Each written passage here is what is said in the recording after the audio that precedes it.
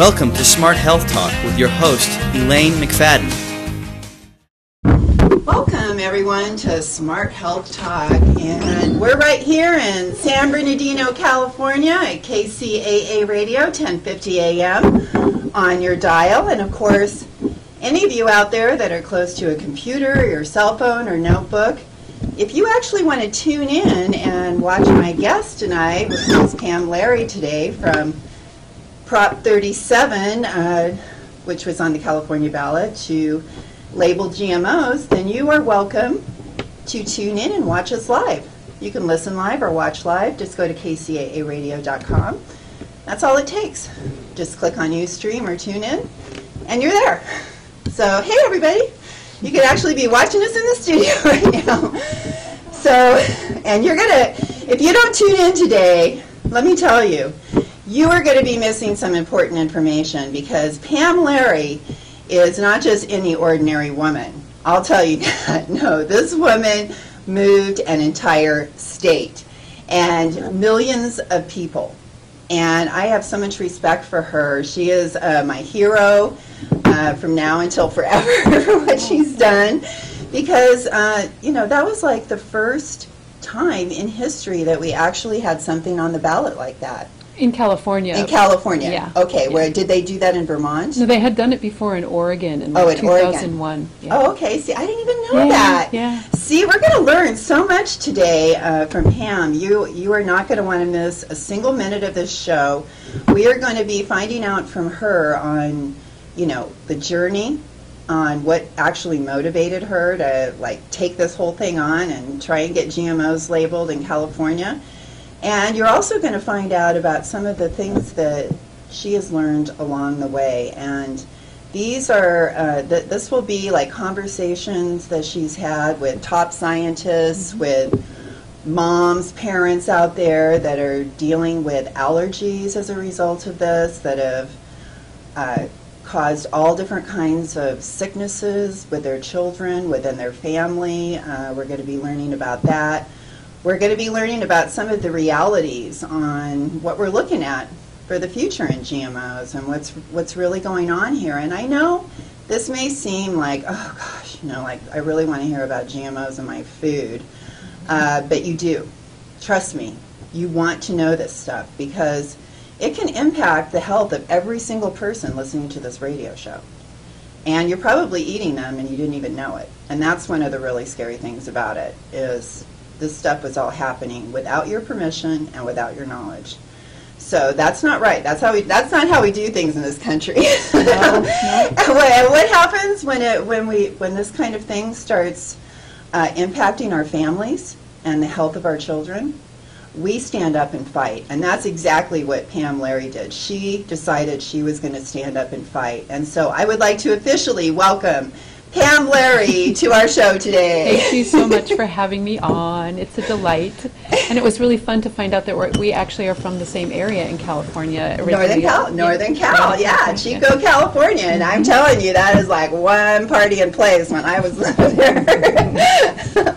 So, you know, it probably still is, but Paradise, California, in Chico. I actually graduated from Paradise High School, and Pamm lives up in Chico, California. And I just think it's so interesting, because I really loved reading Pamm's history and like how all of this came about. And I thought, wow, you know, this woman just reminds me so much of myself, you know, because when I read about her passion, I know exactly what she's talking about, because that's how I felt ever since the beginning when I started to learn about this. And I actually went to school to become a dietitian. I got my degree so that when the world was ready for all of this to be exposed, that I could actually do something like be here talking to you right now on Smart Health Talk radio show with Pamm Larry. I mean, this is, I just feel like the timing, this is an exciting time, because this is not only a time when we are, you know, having to face all these crises with our food, but this is an opportunity for the American people to realize that we can stand up not only against GMOs, but the pesticides and the chemicals and all the other things they're doing with our food. Yeah, and they kind of go hand in hand in many ways, because they are made by the largest chemical companies on the planet. And many of the crops are genetically engineered to be able to withstand, for instance, the herbicide Roundup. So the way, I guess I should back up just a little bit. Two of the ways, the main ways that genetically engineered foods are used in this country, the crops are to resist Roundup as an herbicide so that the farmer can spray the field. And the weeds supposedly will die, although there's resistance in 61 million acres right now around the world.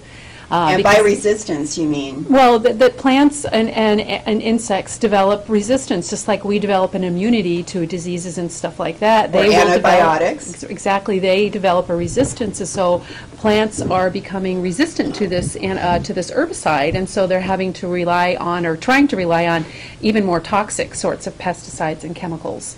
So that's one of the things. So, you know, when you have these GMOs, there's the GMO factor itself, and then there's also the herbicide resistance, and so it's getting sprayed with a lot of the herbicide. But then another way that they do genetically engineered crops, and I was reading some stuff that you had written, is that they genetically engineer into the corn, for instance, something called BT, which is Bacillus thuringiensis, which is a bacteria that can kill insects. So what that means is that they take out the part that kills the insects, they insert it into the DNA of the corn so that every cell in the corn becomes a pesticide, so that when the insect eats it, the insect dies. But then they also feed that to pigs and cows, and then it's in our cornflakes. Well, wait a minute, Pam. So, you know, that BT toxin, now, you know, people may think, oh, well, that BT toxin, yeah, it's killing the insects and that. But, you know, when we eat it, that's not unsafe, right? You know, it's not still a toxin when we're eating it. Well, that's what we've been told, and we've been told that it just breaks down happily and it doesn't go into our bodies, but that's actually not true. There was a study done, I believe it was in 2011. I'm an old woman, so sometimes the brain doesn't always work with facts and figures quite like we don't expect some of my heroes are. But there was a study done in Canada where the toxin was found in the blood and of pregnant women and in the fetal cord blood. And there are some people who are saying that there's something called horizontal gene transfer, which means that the genes can go into our bacteria in our gut, and that we can actually become bacteria producing like warehouses and create more in our guts. So it gets very, very stickly, and you know, it's a very there's the science around it is there's a whole lot of controversy around the science. There are numerous scientific studies that support that these things are not necessarily safe, that they have great potential for causing us harm, and then there's science that says quite the opposite. So, you know, it's a big controversy, and so there we are, the moms and grandmas and kids left in the middle of these, you know, elite scientists who are trying to decide what goes on for us, and we don't even get to know what's going on in our food. And this is the piece that caused me great outrage, was the fact that these large chemical companies, these corporations, are in collusion with our government, actually, because one of the things that I learned as I was going down this rabbit hole is that these crops are actually the only thing that keeps the United States afloat in the world.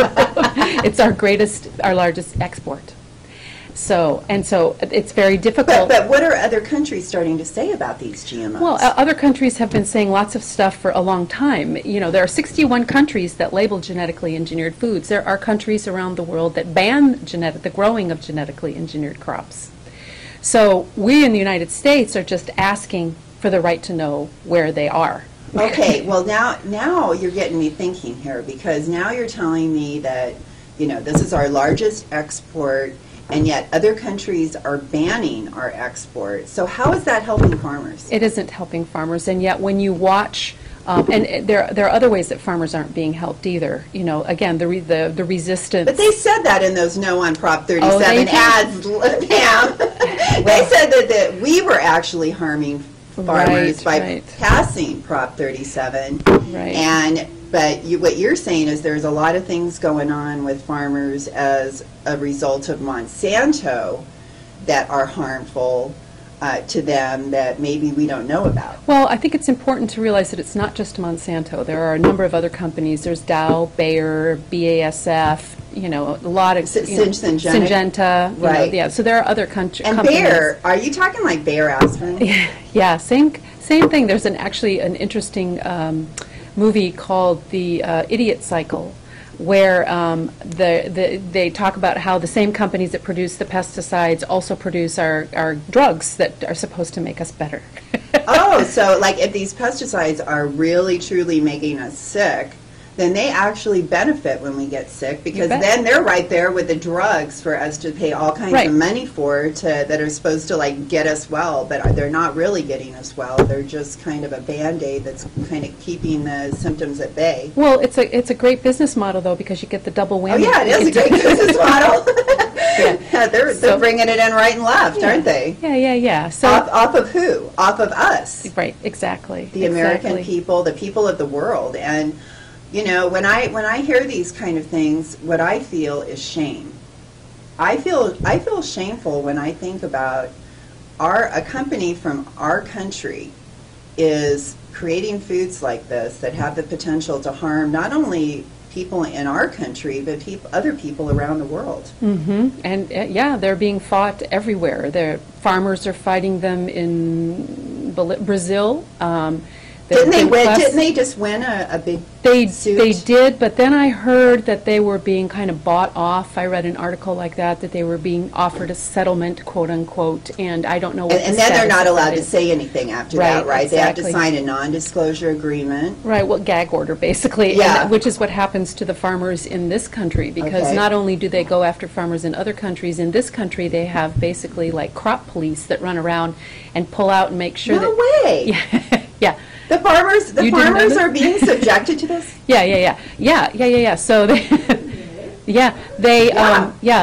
they'll go around in the Midwest and they'll pull plants out and test them, and if they contain the genetically engineered trait, whether the farmer put them in there or not, because what can happen is you can get cross-contamination from pollen, from wind, from just about anything, then the farmer is held liable, even though the farmer did not want that plant there, which people might want to think about in terms of organics, because what happens then is that a farmer loses his ability to be organic if it's tested and it's found to contain genetically engineered stuff. So they win again. They win again. And now what's the other thing that's happened, there's a new council called the AC Council of 21. The USDA told them to figure this coexistence thing out together, and so what they came up with was to actually make the organic farmers buy insurance, which we, the taxpayers, will have to pay in the event that they get contaminated. Okay, so the biotech companies put their product out there. They have no liability for ruining a person's business or for contaminating crops and making it so that we don't have what we want, and then the taxpayers get to pay it off. It's really an interesting system. This is so wrong, everybody, and I hope that's exactly what you're thinking as you're listening to Pam right now. This is not right. The farmers of our country have to endure the greatest burden of risk of anybody. All these other people in the food chain make money off what the farmer produces, and they end up with the least amount of profit. Let me tell you how slick they are too. There's a group in Washington. I think they just were in court in New York the beginning of January, mid-January.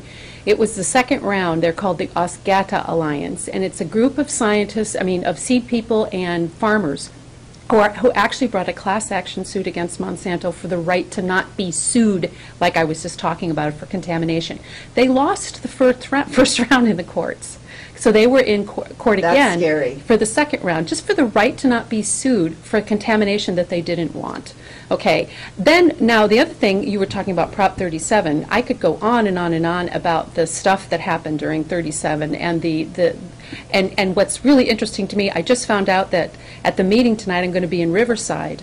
The woman who might be stepping forward as our new leader there actually voted no on Prop 37 because she didn't understand the issues, listened to the baloney that went on, and now is so outraged that she is getting active as an activist on the streets. So one of the things was this nebulous, it will hurt farmers, and it's like, that is so crazy because it helps farmers. I just read another article where farmers are starting to pull away from, talking about more conventional crops, not using GMO, non-GMO, because they're having so many problems with them. And interesting enough, the price is starting to go up and up and up on GMO, which is what they'll do, is they start the farmers off and they make it really, really cheap. Sounds like a drug dealer. Yeah, it is, basically, yeah. They make it, wow, I never thought of that. Anyway, well, fair, Yeah. Anyway, so they make the crops really, really cheap, and then once they get hooked, the other thing they do is that they diminish the option of seed buying, so that it's very difficult for the farmers to buy any one. There used to be 1,500 varieties of corn grown in the United States, and now you can find like basically 5 different varieties to buy on the market. That's incredible. Did you just hear what Pam had to say? She said we used to grow 1,500 different varieties of corn in this country, and now we're growing 5 or less. Yeah, and the other thing it just gets frighteninger and frighteninger, if that's a word. That one of the things that really shocked me was that not only, so when you have these GMO plants, they're patented, as are hybrids, okay? And there's a difference between a regular hybrid and a GMO, but both can be patented, which means that the patent owner can control the amount of seed that's out there, and they're supposed to get royalties from everything. And they control the supply. But what's starting to happen is that they are also buying up the heirloom seeds, patenting heirloom seeds, which means that plants that they have had no hybrid with, nothing to do, they are getting the rights to these seeds and can control whether they're on the market or not. So what they do is they buy up a seed company, they pull out the varieties that they, to reduce the amount, they make the farmers dependent on it, and then that's all the farmer can buy.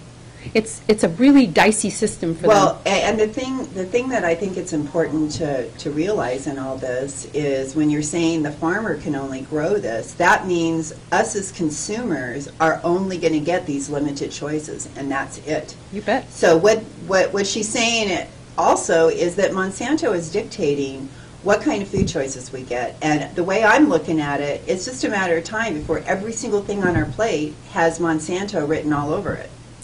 Could very well be. I mean, they certainly are making an attempt all over the world. Not only Monsanto, but what they do is they go into each country and they get a hold of the staple crop there. And they, like in India, they tried to do eggplant. But Vandana Shiva, who is one of my personal heroes on the planet, absolutely. She got together with the government and they sued Monsanto for biopiracy because they came in and then, tried to own the seeds. And the thing is, we as a collective universe own the seeds, if anybody owns the seeds. Nobody. The seed belongs to the people, and I just want to add to what Pam just said about what happened in India, because this was very significant. The eggplant that she's talking about, there's actually several varieties of this eggplant, and that eggplant came about as a result of hundreds of years of the Indian people developing this particular seed. They did their own selective breeding over all that time, and so this eggplant belonged to the people of India, and yet Monsanto was trying to come in and own it. Now, from what I understood, another thing that happened significant in India was just what you were talking about, and I thought that maybe that was over, but from what you're telling me now, it is definitely not over, and that was the neem tree, that they actually came in and someone was able to own the neem tree. Now, those of you that aren't familiar with neem oil is very healing. It's extremely good for scalps that itch and all different other kinds of things. And it's been used for thousands of years in countries like India for healing. And yet, someone was going to own the neem tree where no other person in the entire world could actually buy a neem tree without paying these people a cut of it. Now, just think about that. Just think about if that was that way for every single tree. I mean, yeah, you got to pay, like the nursery that you're buying it at or whatever. But we're talking about someone owning the rights to an oak tree, to a willow tree, to a neem tree. It doesn't matter. It's all the principle and what's happening in our world and our country right now, thanks to corporate greed. Yeah. And that's pretty much what it comes down to. And we know right now that we're talking about genetically engineered foods, and they're trying to get salmon approved. Yes. A genetically engineered salmon. What are your thoughts on that, Pam? Well, I sure want to know where it is, and if they do approve it, I don't think I'm going to be eating salmon. Because what can happen is they can escape. Now, they're supposed to be farmed salmon, and it's supposed to be very, very safe, quote unquote, and they're supposed to be sterile, quote unquote, and they're supposed to be inland, quote unquote, but that isn't quite the case. They're about 10% are still fertile, is what I've heard, 5 to 10% maybe. I've heard mostly 10, but I think one reference said 5. I also heard that there has already been an incident in Panama where they fly the eggs down, where there was a weather incident, and some of those got out, out into the ocean. So, experts agree that if they do get out into the population, it would only take about 40 generations before all the wild salmon would be taken over. Now, let me explain what this genetically engineered salmon is. They take an Atlantic salmon, which is mostly farmed salmon, and then they take a gene from the Chinook salmon, which has like a hormone turn-on thing, a hormone gene. Then they take from the ocean pout, which is an eel-like fish, they take the turn-on, the gene that will turn on the hormone, so that what happens in this Atlantic salmon is it grows twice as big as it usually would, sometimes 3 times in the same amount of time. There have been no long-term human tests on any of this. We don't know what with this hormone, that's constantly turned down, what's going to happen to us. We don't know what's going to happen to the environment. Again, like I said, scientists all over the world feel like if this salmon gets out into the wild, that it will take over all the natural salmon that's out there because it's such a voracious eater. The FDA it's been in process for a long time, 14 or 17 years or something like that, trying to get approval. It keeps getting blocked. People who talk about, who want to control the conversation, saying that, we are Luddites and, afraid of progress, quote unquote. That's one of the things that at some point in this conversation I would love to talk about how they control the conversation. They'll say that, this is supposed to feed the world when in fact it eats and, takes a bunch of fish away from the world. It's also going to be fed genetically engineered, wheat and corn and soy. So it not only will be genetically engineered itself, but we'll be eating genetically engineered stuff and fish from the ocean. It's just not a good idea. I heard that they even put red dye in the food because the way it's something that the wild salmon eat that makes their meat pink, and that farm salmon aren't eating those things. So their meat actually stays white, but the consumers expect it to be pink. So they put red dye number 5, of which, in my mind, I never want in my body. Highly toxic, and yet they're putting it in the fish to dye it red just to make all you guys happy that you're eating pink fish. But you don't realize that it's only pink because of red dye number 5. So this is, another thing I wanted to add to what Pam said, that we had Eric Hoffman from Canada, from Friends of the Earth, and he's been very involved in the GE salmon fight and meeting with fishermen. And so we've got farmers for the GMO plants, and then the GE fish is affecting our fishermen. And we don't realize how many fishermen are out there in this industry, and that this is the only industry choice that they have because they live in like a remote place. There aren't a lot of choices. They've been doing it for generations. And when I listen to you, all I'm thinking in my mind is what these people are after. Number 1 is to steal market share, to steal the business away from these farmers, and be just hog, and take all this business for themselves because of just huge corporate greed. Am I wrong?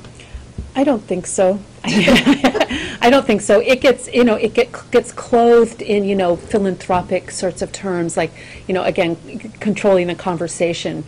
Since Prop 37, I've noticed a number of increasing ads on Monsanto, just about how lovely Monsanto on television. I almost threw up the other day. Yeah. I saw one right before a show, and I'm just like, oh yeah. But you know what else I thought when I saw it?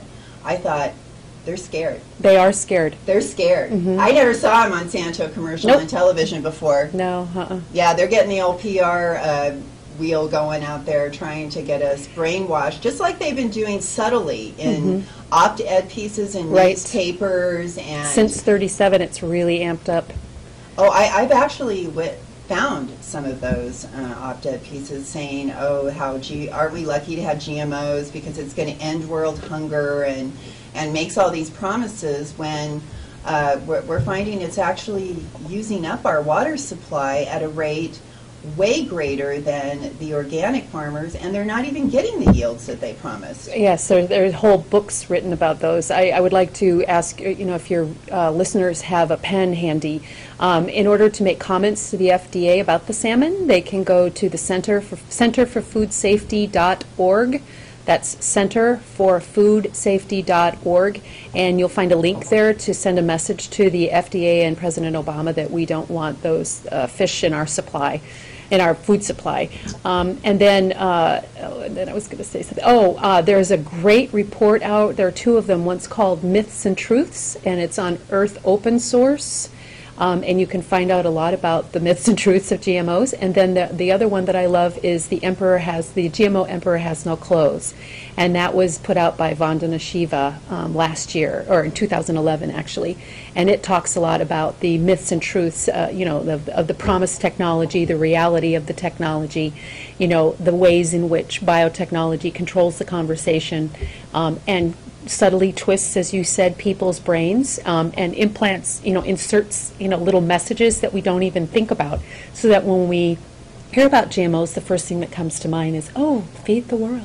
Of course it makes sense. Science will always do us well, I find that really fascinating and discouraging. Well, you're so right, because we had Elle Cochran who introduced the GMO labeling bill in Hawaii, and she has Monsanto research facilities, in her backyard. It was devastating. And so she actually went on a tour and listened to what they had to say, and it was the most double talk that you can ever imagine. They, like you said, they are the experts at spinning everything on the way they present it. And I think the No on GMO commercials were a perfect example on how they lie to the American people.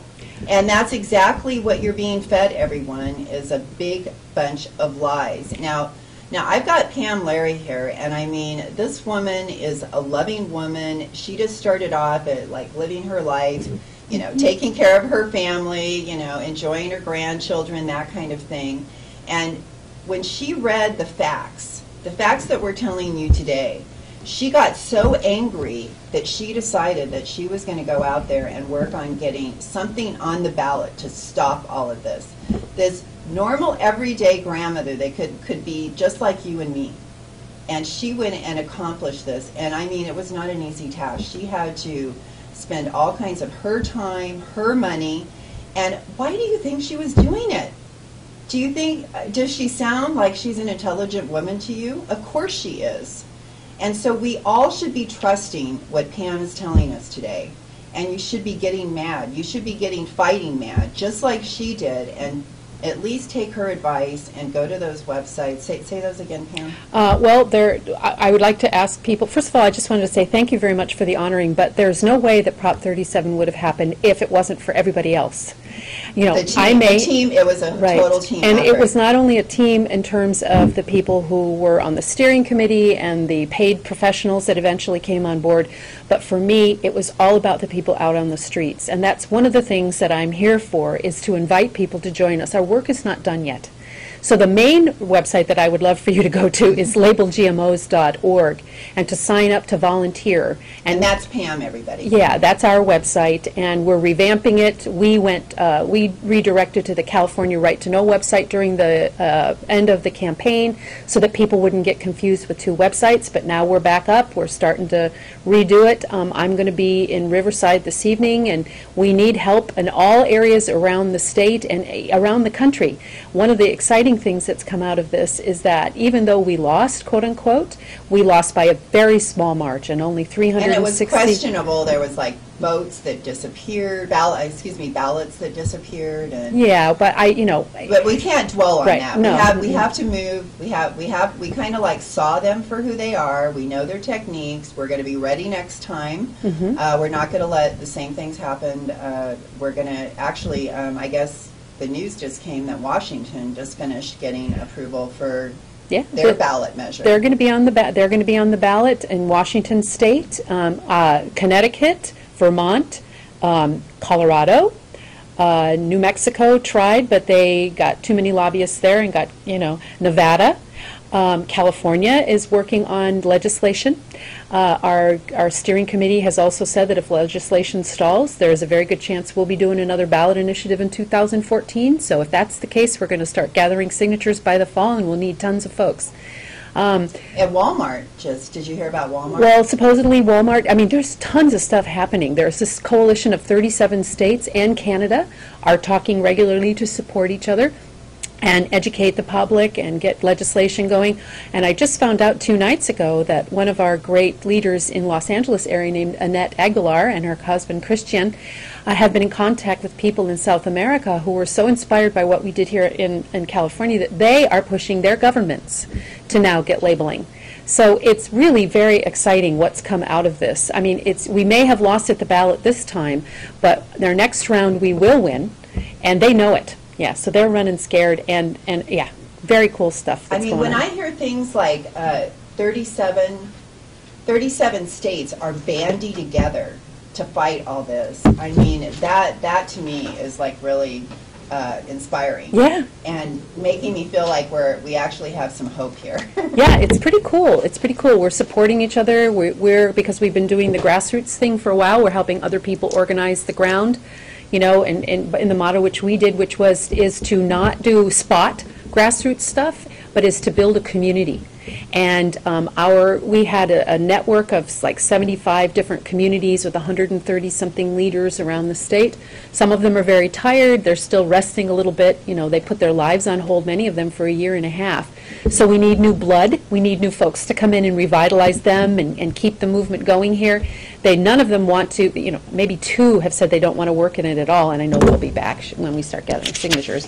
But at the same time, it's so exciting. Orange County is on fire. I'm excited about Riverside. I was in Redlands last night and got to talk to the leader there, and she needs help and support from folks. So, any place you are in this state or across the country, you can contact me personally at PLARRY@labeldgmos.org, and I will hook you up with somebody and get going in your community. And I'm going to make sure that we have a whole web page that's going to have this video with our interview with Pam.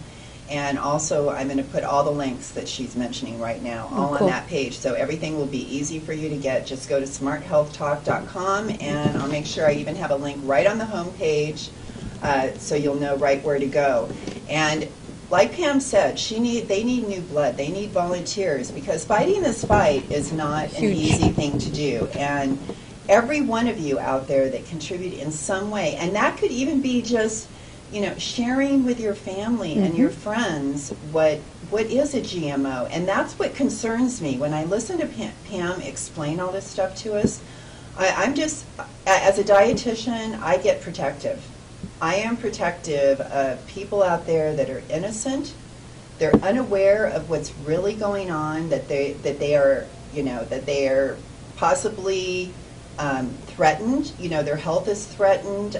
They've got things going on, health problems in their family. They don't know what it is. I've talked to moms that have spent thousands of dollars trying to find out what all the allergies that are going on with their child, trying to find a diagnosis, trying to find some sort of answers. And they were lucky enough to find someone that told them, hey, GMOs, maybe you should get your kid off GMOs. And then all of a sudden great things start happening. They start getting well again. Yes. And so how could you tell that mom that there was not a cause and effect there? Right. When they have witnessed their child suffer like that. Yeah, they don't need any elitist scientist or doctor to approve what they see. Thank you. Sure. Thank you, Pam. Yeah, I used to be a midwife, a home birth midwife Did long you really? ago. Yeah. I had both my kids at home with a midwife. Oh, cool. We'll have to talk about that No after the show. Okay. So anyway, but it's the same thing. Okay, so when I was practicing midwifery in the mid '80s, at that point in time, obstetricians didn't think nutrition had anything to do with pregnancy. You know, they weren't telling, it doesn't matter what you eat, and it was only at that, and how today, I mean, would you think anybody would say that it's not important to eat well when you're pregnant? You know, and things change. I mean, everybody thinks science fixed. Well, that's what scares me. The women that are pregnant right now are wanting to get pregnant, or maybe having trouble conceiving and wondering what's going on, that maybe it could be related to GMOs and the foods that they're eating right now, and their bodies are being attacked and they don't even know it. That's what scares me. I'd really encourage people to watch a film called Genetic Roulette. It's online for free until February 10th.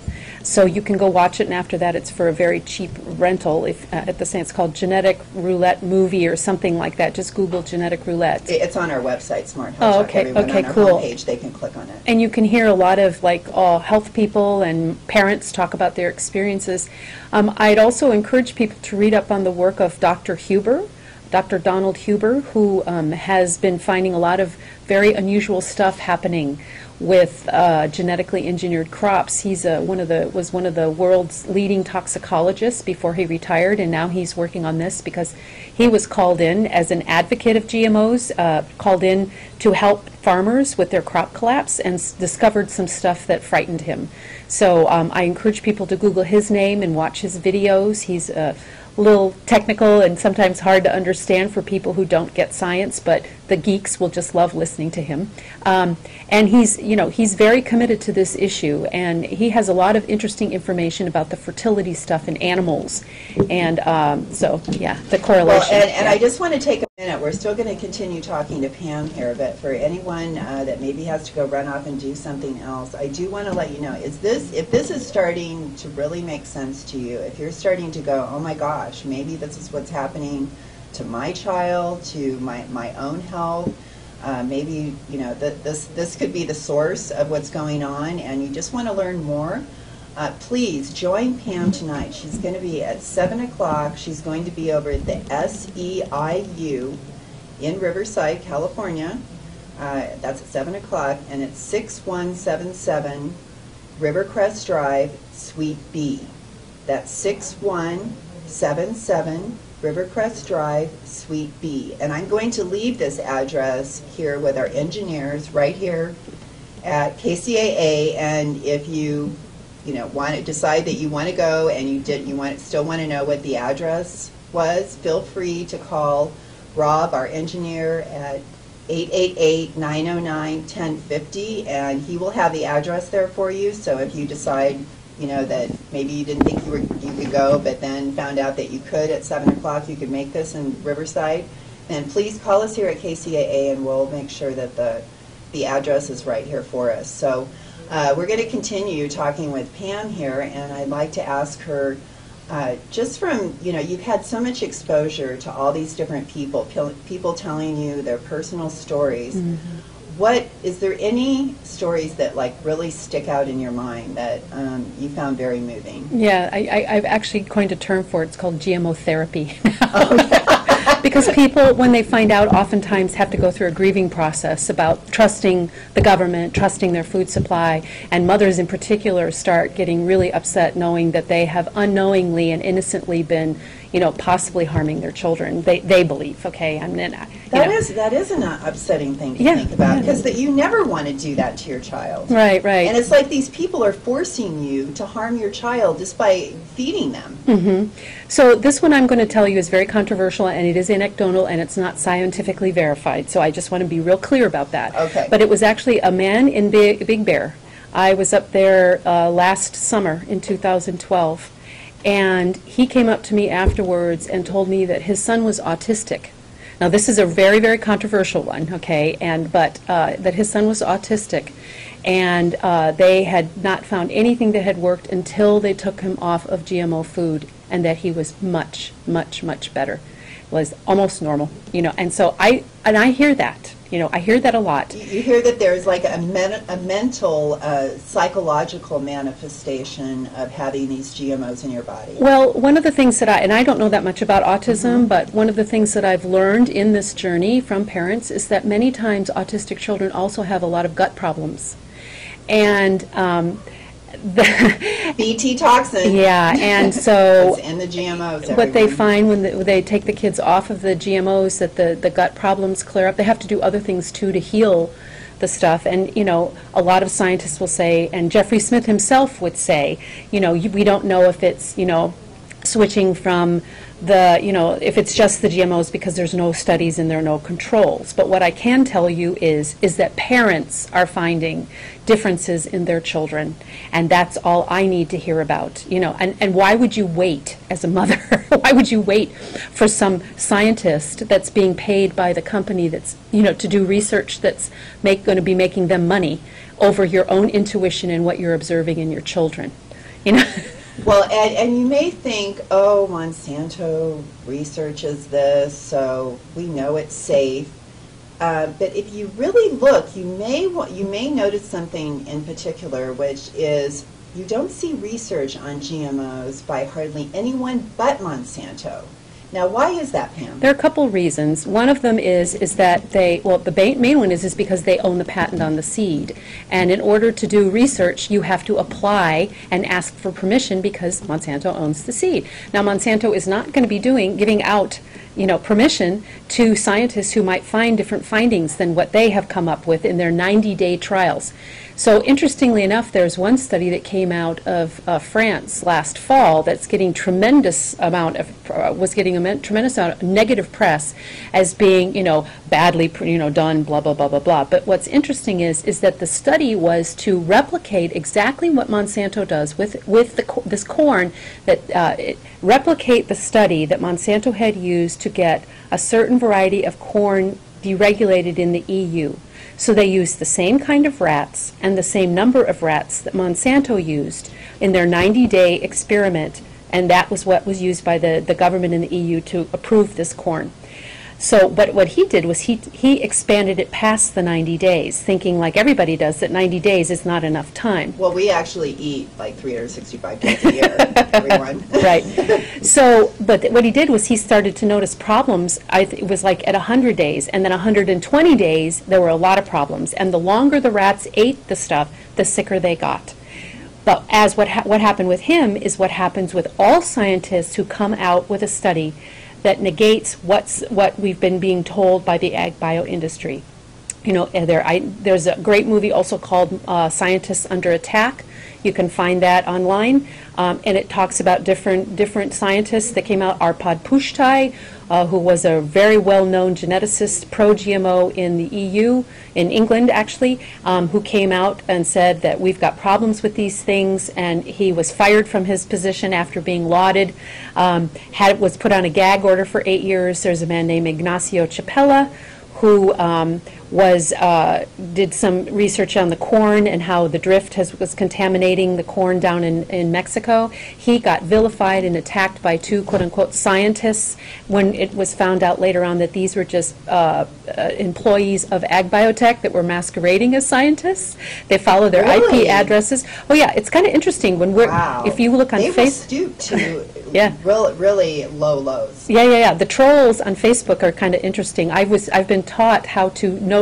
They set up multiple accounts under different names, and then they go and comment on all of the people that want labeling their pages. And so there are a bunch of different people. There's this one woman, or who knows what it is or what she is, if it's a he or she or it, has 9 different aliases on Facebook. So it can go and make 9 different comments and pretend like it's 9 different people. And the other thing that's really interesting is they make it sound like, and this is what happened in Prop 37, is like they'll come on a page and they'll go, I did support Prop 37 until I found out blah blah blah, one of the biotech lies. And to engage people and be very, very sweet and very, very kind, and it became real apparent really quickly. There's websites like that too that are actually fronts for Monsanto. Oh yeah, that try to act like they have a nonpartisan view on GMOs, and they're giving both sides of it, when really all you have to do is read for 5 minutes and you figure it out. This is a Monsanto site. Well, then, you can also go to their Who Is, and you can find out that it's. We've done this too. The Who Is, to get the owner of the website, it's the Monsanto PR firm. It's amazing. You know, we've taken screenshots even. So, you know, you have, you know, we wish that we could just, you know, say we can just trust everyone and love everyone. Mm-hmm. But unfortunately, the reality of the way things are today, that so many people have figured out how to use these chemicals to substitute out real foods, extend shelf life, be able to mass produce things so that they can dominate the entire food industry, because this is big money, big business, and they want all the billions of dollars for themselves. And you know, how they use our tax money against us is something that just drives me crazy, because they're actually taking our tax money and using it to make us sick. Yeah, I mean, they'll say, you know, helps farmers, but what you don't know is that the subsidies go to the large GMO farmers, the agribusiness farmers. They don't help small farmers. They don't, you know, the USDA doesn't help small farmers with subsidies. We're paying out to grow these crops. Billions of dollars. Yeah, we're subsidizing these things. We're subsidizing all sorts of stuff, and we don't even know. We have no clue, and everybody gets so upset about having to pay taxes, and and they don't know. We just You want to get upset about something, get upset how your taxes are being spent. Start researching, start reading all of this stuff, and go tonight to the SEIU at 6177 Rivercrest Drive, Suite B, at 7 o'clock p.m., and you will get to meet Pam in person and listen to what she has to say. You'll be able to ask her questions, and we encourage you, please be inquisitive, want to know the answers to these things, because this is affecting all of us every single day of our life. Do you like feeling good? Do you want to live long enough to watch your kids grow up and get married and enjoy your grandkids and all those kind of things? Well, if we don't start taking action right now, who knows what other kinds of illnesses are going to be showing up, and changes within our environment that one of the things that I love that Aaron Stevens, the owner of Nature's Path, says is that, you know, once it has become integrated into the plant, once we let it go, we cannot take it back. Right. Because we've let it out there in the environment, and who knows how long it's going to take to get things back to normal again. And we have a chance right now to say, that's it. We're not going to take this anymore. And you know, it's a really big thing for me that freaks me out is I don't want Monsanto in my body. I feel like every time I'm eating a GMO, I am giving Monsanto permission to come in my body and deposit their DNA in my cells and affect my health. And I just say, no, I don't want Monsanto, any product of theirs, going past my lips and getting inside of my body. You know, you decide what goes in your body, you and you alone. And this is a chance for you to decide only the best for you. Only the best. You deserve it. All of us deserve it, to have safe food that we don't have to worry about. And that's all that Pam and I are here saying today, is everyone deserves safe food. And the right to choice of safe food. And, the, you know, and choice of different varieties, which Monsanto is trying to take away from us. They're trying to steal. They're buying up all the seed companies. They're going to control all of our food if we don't stop them right now. And they're hoping that they get so powerful and so big and have contaminated and saturated so much that we can't do anything about it. We'll be completely vulnerable and weak and not even be able to do it. And we're all going to be so sick that we're not even going to feel like fighting. Well, all I know is there's something wrong with the people in the United States. You know, we're not happy, thriving people. Okay, we're not healthy. Yeah, we're not healthy. We're on too many drugs. There's something wrong.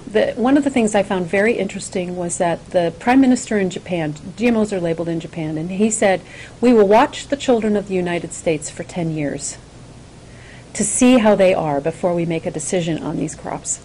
And look at our children. That's all we have to say is look at our children, look at ourselves, but look at our children. I talk to teachers, you know, you'll hear people say, well, ADD is up, and they'll say, you know, well, we're just diagnosing it better. But I talk to those teachers, you asked about other stories, teachers who have been teaching for 30 years, and they cannot believe the problems in the classrooms. You don't have to call it anything. All you have to do is watch the behavior. There's something wrong. And so, you know, all these people can't be making this stuff up. All of them can't be wrong. No, and we're not. We're reasonable people. we're reasonable people asking for the intelligent. right to know, and looking at science, just not looking at the science that's being fed to us, spoon-fed to us by an industry that is going to make money off of our ignorance. So please join us. We, the people, have the power to change this, and it's not going to change until we rise up as one, unified, and demand for the right to know what's in our food. And then we've got other work to do because there's other stuff going on after that. Yeah. Yeah. Well, why don't you go ahead and explain what people should do from here? Like, give people like 2 or 3 action steps. I know one of them is to go to label GMOs with an S.org Right. and get information from Pam's website. And what else would you suggest? I would suggest getting out and contacting me at P. Larry. The information will be on the site, so that if you aren't in California, I can hook you up at labelgmos.org. Okay. And I would also say to sign all the petitions you can, talk to everybody you can, talk to your churches, get involved. It's fun, it's community, and you're making a big difference. Thank you so much. Oh, thank you, Pam. Okay, everyone. Well, I hope that you really got something out of us. Go to our website, and you're going to find all kinds of information. The French study that Pam was talking about, it's right on our homepage. You can click it. You can listen to the scientists. Make your own judgment and see that if you think these people are making it up, because they're not. And please join us next Thursday at 4 o'clock for Smart Health Talk. All right, everyone. Thanks a lot. Bye.